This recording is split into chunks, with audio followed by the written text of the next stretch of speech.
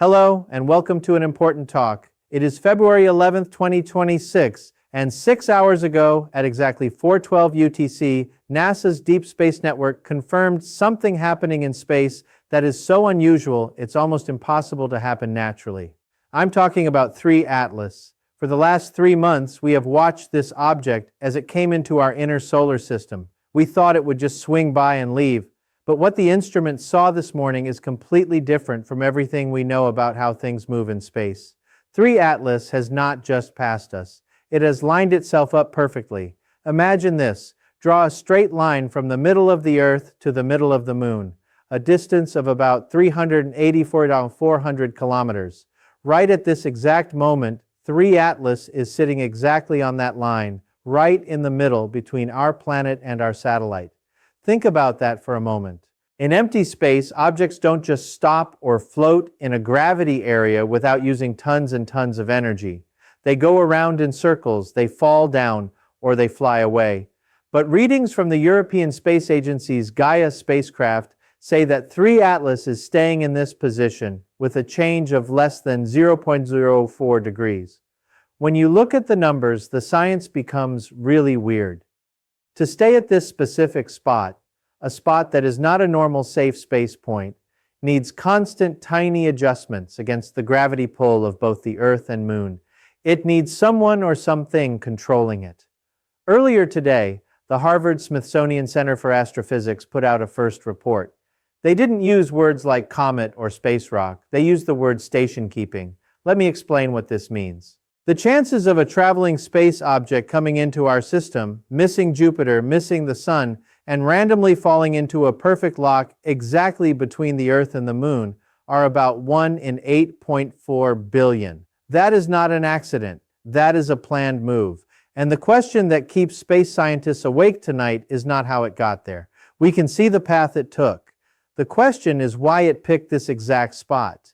Because from this viewing point, 3 Atlas has a perfect clear view to every major satellite going around Earth and the dark side of the Moon. What I'm about to show you in the next few minutes has information that challenges everything we know about how things orbit in space. We are going to look at the energy readings detected by the James Webb Space Telescope just moments before this alignment locked into place. The information is clear. What it means is huge, and the silence from 3 Atlas has just been broken. But to understand why this alignment is physically impossible, we have to look at how it started. We have to go back to the moment we found it. It was October 12, 2025. The Atlas Survey System in Hawaii, specifically the unit on Mount Haleakala, spotted a faint 19th magnitude object moving inward past the path of Mars. At that time, it was named C2025S2, a comet, a normal icy body falling toward the Sun. I remember looking at the first orbit numbers. The eccentricity was 1.02. That means it was hyperbolic. It came from between the stars, much like Oumuamua in 2017. The models were simple. It would swing around the Sun, speed up because of gravity, and be thrown back into empty space, never to return. It was a textbook gravity meeting, or so we thought. But wait until you hear what happened next. On December 25, 2025, as 3 Atlas crossed the frost line, the point where water ice begins to turn into gas, something changed. And I don't mean it grew a tail. I mean the math stopped working. According to Kepler's laws of how planets move, as an object gets closer to a big body like Earth, it must speed up. It trades stored energy for moving energy. It goes faster. That is the rule of gravity that cannot be broken. But 3 Atlas did the opposite. On January 14, 2026, at 14:00 UTC, the object was 1.2 million kilometers from Earth. It should have been traveling at 34 kilometers per second. Instead, it was traveling at 22 kilometers per second. It was slowing down. Now, in space science, we have a word for natural slowing, outgassing. A comet heats up, gas jets shoot out, and they act like tiny rocket engines pushing the rock. We checked for that. We looked for the cloud. We looked for the tail. The numbers don't lie. NASA's Hubble Space Telescope using the Wide Field Camera 3 took a long exposure picture on January 15th. Result, 0 outgassing, no tail, no cloud. This was a solid metal body slowing down against the pull of gravity without any visible rocket power. This is where the science community went from curious to worried, because if it's not outgassing and it's slowing down, there is only one other explanation. Controlled slowing down? We needed proof. We couldn't trust just one telescope for a claim this big. So, a global dragnet was started. First, NASA's Goldstone Solar System radar in California sent signals to the object on January 20th. They measured how the returning signal changed. Their data confirmed a speed decrease of exactly 4.2 kilometers per second, completely unexplained by gravity. Second, the European Space Agency's Gaia spacecraft, which maps 1 billion stars with extreme accuracy, independently tracked where the object was. Gaia's data showed the path flattening, changing the angle of approach by 0.8 degrees. Third, the ALMA Observatory in Chile with 66 radio antennas working together cross-checked the heat emission pattern.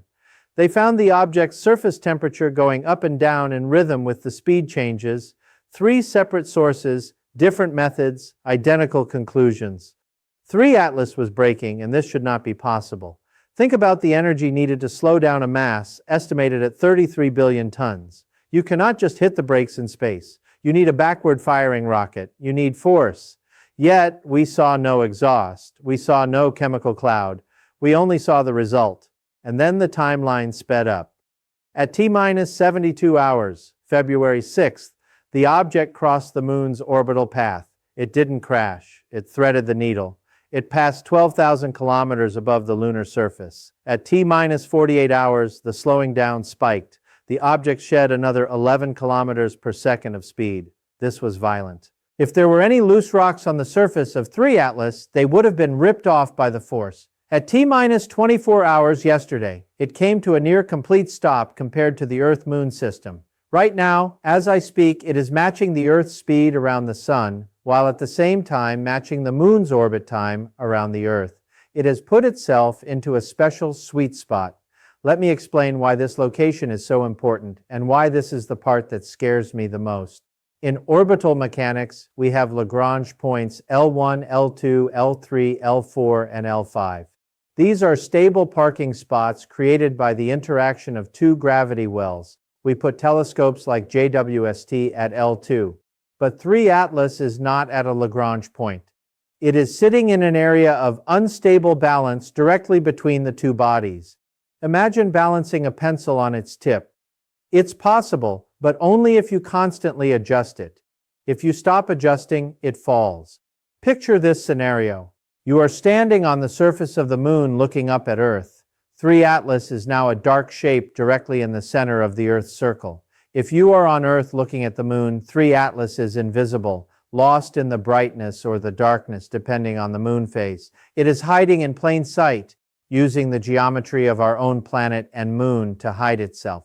To stay in this position, 3 Atlas must apply a continuous push of about 2 newtons per ton of mass. It is fighting gravity every single second to stay exactly where it is. Nature looks for the easiest path. Nature looks for stability. Nature falls into orbits that need 0 energy to keep going. 3 Atlas is doing the exact opposite. It is using massive energy to stay in a position of maximum strategic value. And let that sink in. We are not looking at a rock. We are looking at a machine, or at the very least, a piloted spaceship. When you look at the data from the last 12 hours, the precision is terrifying. The distance from Earth is 192,200 kilometers. The distance from the moon is also 192,200 kilometers. The error margin is 5 kilometers. It has balanced the system perfectly, but the question remains, how is it creating the force to stay there without visible engines? And more importantly, what is it doing with that perfect line of sight? Because while we were watching the path, the James Webb Space Telescope began analyzing the light from the object itself, and what it found in the infrared breaks the laws of heat and energy.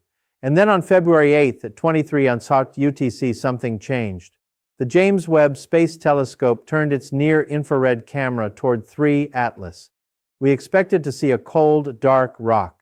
Space is cold, roughly 3 Kelvin above absolute zero. A comet this far from the sun should be frozen solid, giving off almost no heat. but that is not what the sensors recorded when the data came back to the Space Telescope Science Institute in Baltimore. The technicians first thought the instrument was broken. The readings were maxed out. They recalibrated, pointed again, and the result was the same. 3 Atlas is not cold, it is hot, but it is not hot like a sun and is not hot like a volcano. It is giving off a specific uniform temperature of exactly 293 Kelvin. For those of you who don't speak in Kelvin, let me translate. That is 20 degrees Celsius, and that is 68 degrees Fahrenheit, room temperature. Think about what that means. In the emptiness of space surrounded by the freezing void, this object is keeping a surface temperature that is perfectly good for liquid water or living things.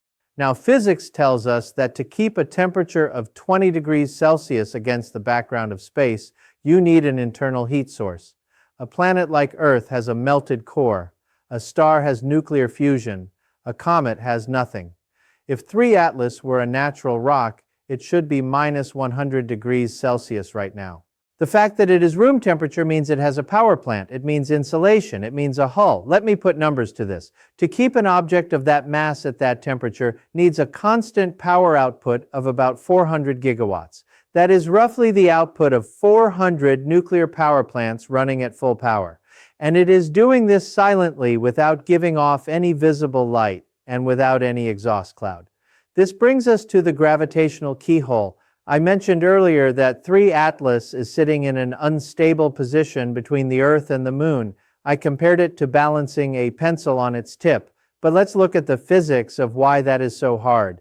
The Earth is pulling it one way, the Moon is pulling it the other. The Sun is pulling it from a third angle. And the spinning of the Earth-Moon system means the gravity direction is constantly changing. To stay in that spot, you cannot just push forward. You have to adjust your thrust direction every few milliseconds. You need a computer system able to calculate many-body physics in real time and adjusting the rocket power instantly. If the thrust fails for even 10 seconds, the object drifts. If it drifts, the Earth's gravity catches it and it spirals down, or the Moon catches it and it crashes. Yet for the last 12 hours, the position has been locked. The change is zero. The physics here is interesting because it suggests a technology that controls inertia itself. If they aren't using chemical rockets, which we know they aren't because there's no exhaust, and they aren't using solar sails because the light pressure isn't strong enough, then they must be using something we only think about in theory, field propulsion. This is a concept I've written about in my books. Imagine a ship that doesn't push against the air or burn fuel, but instead bends the gravitational field around it. It falls forward into a distortion it creates. If 3 Atlas is using a low-level gravity drive, that would explain the lack of exhaust. It would explain the ability to hover, and importantly, it would explain the heat. A gravity drive would create waste heat, and if the efficiency is high, that waste heat might be spread uniformly across the hull to prevent a heat signature that looks like an engine. They are camouflaging themselves with heat, but it gets stranger while analyzing the gravitational interactions. ESA's Gaia mission noticed a disturbance in the Moon's orbit. It was tiny, a wobble of just 4 centimeters, but it was there. Pause and realize what this means.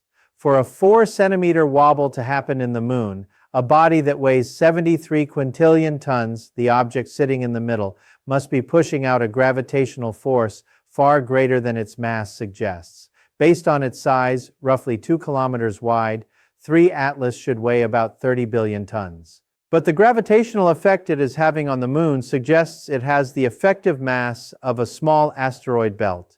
It is heavy in gravity but light visually. This puzzle points to one of two things. Either 3 Atlas is made of degenerate matter, super dense material like a neutron star, which is impossible because it would rip the Earth apart, or it is creating an artificial gravity field that acts like high mass. Why would you do that? Why pretend to be high mass for stability by creating an artificial gravity? Well, you anchor yourself. You become a third player in the Earth-Moon tug-of-war rather than just a victim of it. You don't float between them, you push back against them. This is Type 3 civilization engineering. This is the kind of physics that humanity is centuries away from mastering. We are still burning dead dinosaurs to get into orbit. They are controlling the fabric of space-time to park a station. And here is where the data becomes truly chilling. We modeled the stability of this position. If 3 Atlas stays exactly where it is aligned with the Earth-Moon axis, it enters a tidal lock. As the Moon orbits the Earth, 3 Atlas orbits with it. It always keeps the same face pointed at Earth. It always keeps the same face pointed at the Moon. It basically becomes a geostationary satellite, but not for Earth, for the entire system.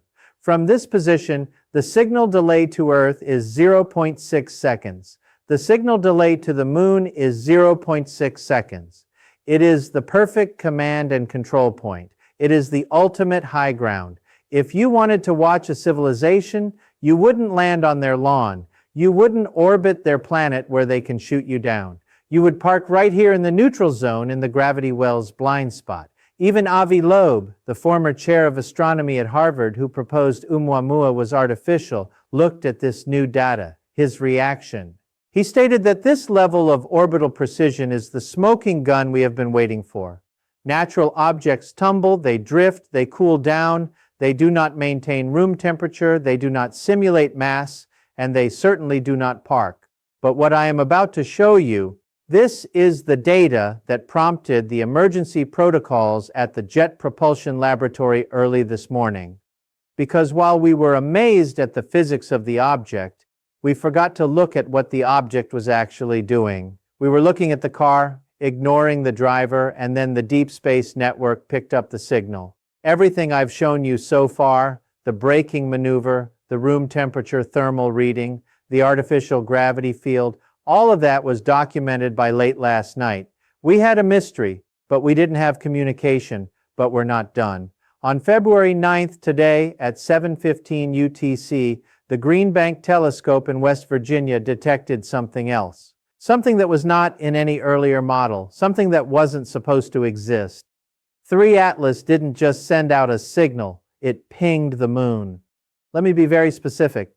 The object fired a high-intensity burst of radio waves, not at Earth, but directly at the lunar surface, specifically at the crater Tycho. Now, why would an interstellar object shoot a radio beam at a dead rock? 7 milliseconds later, we got the answer. The signal bounced, but it didn't bounce like a normal radar reflection. A normal reflection scatters. It gets weaker. It gets messy. The signal that came back from the Moon was amplified. If this is a natural phenomenon, then the laws of physics have just been rewritten. Rocks do not amplify radio waves. They absorb them or scatter them. For the Moon to return a signal stronger than the one it received, something on the surface had to catch it, boost it, and fire it back. And where did that boosted signal go? It went straight to Earth. The geometry is perfect. 3 Atlas fired at the Moon fired at Earth. And we are looking at a triangulation pulse. If this is a sensor error, then 5 different observatories are seeing things simultaneously. But if this is real, then the implications are terrifying. It means that 3 Atlas is not working alone. It means that there is something already on the Moon, something sleeping, something buried, or something we simply missed that woke up when this object arrived. Within 3 hours of this event, NASA shut down the live public feed from the Lunar Reconnaissance Orbiter. They went dark, and in 40 years of space exploration, that rarely happens unless the data is considered a matter of national security. That alone tells you how big this is that we are dealing with. We are no longer asking if it is artificial. We are asking who it is talking to. The data suggests a network, a relay system, and 3 Atlas is the key that just turned in the lock. And we're not finished because the data I'm about to show you in the final section explains exactly what was encoded in that signal. Let's establish what we know with absolute certainty. First, Atlas slowed down against the laws of gravity, losing 12 kilometers per second of speed without rocket fuel. Second, it parked itself in a gravitationally unstable zone precisely between the Earth and the Moon. Third, it is keeping an internal temperature of 293 Kelvin, room temperature in the freezing void of space. And fourth, as of this morning, it has started a communication protocol using the Moon as an active relay. These are not theories. These are documented observations confirmed by the world's leading space agencies. But one question remains unanswered. One question that the NASA press briefing carefully avoided and that the ESA report didn't even touch. What happens when the alignment breaks? You see, the Earth and the Moon are constantly moving. The Moon orbits us every 27 days. For Atlas to stay in this sweet spot, it has to keep moving with us. It has to mirror our dance perfectly. But the calculations from the Jet Propulsion Laboratory show a split. Starting in exactly 14 hours, the Moon's orbit will take it to its perigee, its closest point to Earth. The gravitational stress in that keyhole region will double. If Atlas plans to stay there, it will need to output massive amounts of energy visible to the naked eye. But if it doesn't, if it lets the alignment break, then its path changes instantly. If it drops the lock, the physics say it will fall toward the stronger gravity. Well, that is Earth. The path analysis is clear. A free fall from that specific point puts the impact zone in the Pacific Ocean because the answer determines everything. If this is a science probe, it will adjust. It will spend the energy. It will stay in the parking spot and watch us for years. We become a zoo exhibit. If this is a resource mining operation, it might move to the Moon's surface. But if this is a precursor, if this object is the first domino, then the signal it sent to the Moon wasn't a test. It was an activation command. And if that is the case, the silence we are hearing now is not peace. It is a deep breath before the plunge. And the clock is running right now. As you watch this, the Very Large Array in New Mexico is listening to that silence. Every hour brings us closer to the perigee. In less than 14 hours, we will know if 3 Atlas fights gravity or if it lets go. The telescopes are pointed, the detectors are live, the data stream is active, 3 Atlas is aligned, the Moon is amplifying the signal, and whatever this object truly is, we are about to find